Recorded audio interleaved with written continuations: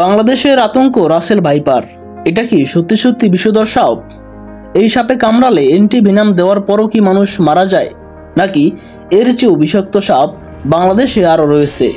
Russell viper নিয়ে যেসব তথ্য ফেসবুকে ছড়ানো হয়েছে সেগুলো কি পুরোটাই গুজব নাকি সত্যি? জানতে হলে দেখতে হবে পুরো ভিডিওটি। বাংলাদেশের বেশ কিছু জেলায় রাসেল ভাইপার সাপ নিয়ে আতঙ্ক ছড়িয়ে পড়েছে। ফেসবুকে বিষয়টি নিয়ে অনেকে নানাভাবে উদ্বেগ প্রকাশ করছেন। অনেকে প্রচার করছেন যে সাপটি কামড় দিলে দ্রুত মানুষের মৃত্যু হয়। পরিস্থিতি এমন এক পর্যায়ে পৌঁছেছে, রাসেল ভাইপার সাপ মেরে ফেলার প্রচারণাও চালানো হচ্ছে ফেসবুকে।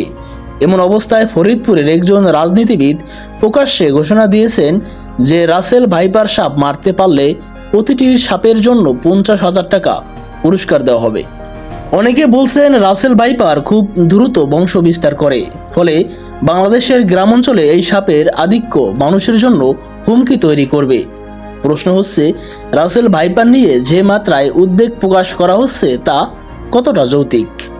সাপ গবেষক ও বিশেষজ্ঞরা বলছেন এই প্রজাতির সাপে কামড়ালে তারও চিকিৎসা আছে এবং সময়মতো চিকিৎসা নিতে পারলে মৃত্যু ঝুঁকি কমে আসে। বেসরকারি সংস্থা deep ecology and snake conservation foundation বলছে, রাসেল ভাইপার মোটেও দেশের জন্য সবচেয়ে বিষধর কিংবা প্রাণঘাতী সাপ নয়, বরং দেশে প্রতি বছর সাপের কামড়ে যত লোক মারা যায় তার অর্ধেকই মারা যায় পাতি কেউটে সাপের কামড়ে। তবে সময়মতো চিকিৎসা না নিলে রাসেল ভাইপারের কামড়েও মৃত্যু হতে পারে।